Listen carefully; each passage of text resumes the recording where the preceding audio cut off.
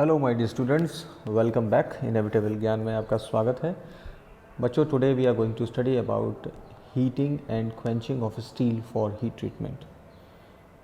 ठीक है, इसी के साथ एक टर्म इसमें आता है, दैट इज़ सोकिंग। ओके, तो इन तीन टर्म्स के बारे में हम लोग देखेंगे। हम लोग पढ़ेंगे हीटिंग के बारे में, हीटिंग क्या है, soaking and quenching.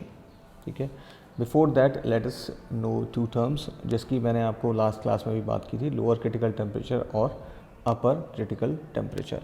Lower critical temperature, जैसा कि मैंने आपको बताया था कि जो स्टील होती है, स्टील को जब हम हीट करते हैं तो एक पर्टिकुलर टेम्परेचर तक वो उसमें कोई भी परिवर्तन नहीं होता है। ठीक है, 723 डिग्री सेल्सियस एक टेम्परेचर है जहाँ से कि स्टील में की आंतरिक संरचना में, ठीक है, इंटरनल स्ट्रक्चर में परिवर्तन होना स्टार्ट हो जाता है। So this is known as the lower critical temperature. ठीक है, और ये परिवर्तन होता है और एक टेम्परेचर आता है जहाँ पर जिसको हम अप्रोक्सीमेट 900 डिग्री सेल्सियस कह सकते हैं। इस टेम्परेचर पे क्या होता है, स्टील में की जो आंतरिक संरचना है उसमें पूरी तरीके से परिवर्तन हो जाता है। So that temperature is known as upper critical temperature. ठीक है, अब हम हीटिंग समझते हैं। हीटिंग बेसिकली डिपेंड करता है फर्नेस के सिलेक्शन पे, जो हम भट्टी यूज़ करते हैं उस सिलेक्शन पे डिपेंड करता है। देन किस टाइप का फ्यूल यूज़ कर रहे हैं हम, उस पर डिपेंड करेगा। टाइम इंटरवल, कितने टाइम पीरियड के लिए हम हीट कर रहे हैं किसी सब्सटेंस को या किसी स्टील के पार्ट को, तो वो उस पर डिपेंड करता है। एंड देन स्टील की शेप और साइज़ पे डिपेंड करेगा। तो ये चार फैक्टर्स हैं जिस पे कि डिपेंड करता है हीटिंग ऑफ अ सब्सटेंस। ठीक है, देन कुछ क्या होता है ना, जब हीट करते हैं तो हीट के बाद में उसको जो पार्ट है उसको कुछ समय के लिए एक निर्धारित टेम्परेचर पे जब वो पहुंच जाता है तो कुछ समय के लिए उसको उसी टेम्परेचर पे रखा जाता है। क्यों रखा जाता है? फॉर यूनिफॉर्म, यानी कि पूरे पार्ट में एक अच्छी तरीके से उसमें हीट ट्रांसफ़र हो जाए एक तरीके से। ठीक है, तो उसको कुछ टाइम के लिए उसी टेम्परेचर पर रखा जाता है जिसको कि हम सोकिंग कहते हैं। ठीक है, सोकिंग कहा जाता है इसको। ये डिपेंड करता है क्रॉस सेक्शन पे और केमिकल कंपोजिशन पे, पार्ट के क्रॉस सेक्शन पे। क्रॉस सेक्शन का मतलब ये है कि अगर वो गोल है तो उसका क्रॉस सेक्शन ये होगा, अगर वो चौकोर है तो इसका क्रॉस सेक्शन ये होगा। ठीक है, तो ये इस पर डिपेंड करता है।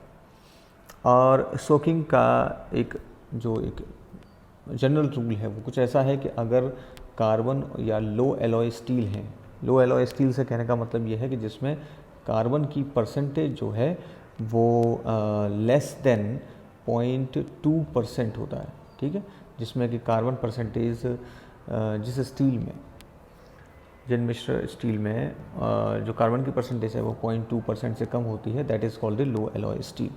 तो कार्बन या लो एलॉय स्टील अगर है तो 10 mm थिकनेस के लिए हम 5 मिनट तक सोकिंग करेंगे। क्लियर है? और अगर हाई एलॉय स्टील है तो 10 mm थिकनेस के लिए हम 10 मिनट की सोकिंग करते हैं। ये एक जनरल रूल है। तो बेसिकली हमको हीटिंग और सोकिंग समझ में आया क्या चीज़ है। इसका मेन पर्पज़ क्या है? मेन पर्पज़ है कार्बन स्टील की प्रॉपर्टीज़ को एनहेंस करना। ठीक है ना, कार्बन स्टील की प्रॉपर्टीज़ को एनहेंस करना। एनहेंस करने का मतलब ये है उनको और बेहतर बनाना। ठीक है, तो नेक्स्ट चीज़, अब अगला टर्म है क्वेंचिंग। तो क्वेंचिंग बेसिकली क्या मतलब होता है बेटा इसका मतलब है ठंडा करना। सीधी बात है, आपने हीटिंग की, उसको टेम्परेचर पे उसको रखा, सोकिंग करी, उसके बाद में आता है क्वेंचिंग। क्वेंचिंग का मतलब सीधा सीधा है ठंडा करना। अब ठंडा करने के लिए हम कई सारे प्रोडक्ट्स को यूज़ करते हैं, यानी कि कई सारे माध्यम हैं, कई सारे मीडियम्स को हम लोग यूज़ करते हैं। जिन मीडियम्स में क्या क्या मीडियम है हमारे पास है, एक तो मीडियम होता है आपका वाटर, ठीक है, एक मीडियम है एयर, एंड देन एक मीडियम है oil, and next medium is brine solution. Brine solution कुछ नहीं है, सिंपली एक तरीके से कह सकते हो आप, नमक होता है, सॉल्ट।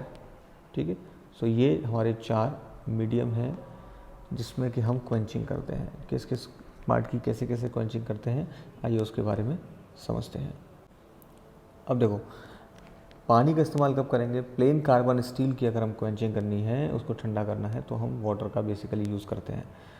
ऑयल के लिए अगर मान लीजिए कोई एलॉय स्टील्स हैं, ठीक है, उनको ठंडा करने की दर जो है वो प्लेन कार्बन स्टील से अगर कम है तो हम वहाँ पर ऑयल का इस्तेमाल करते हैं।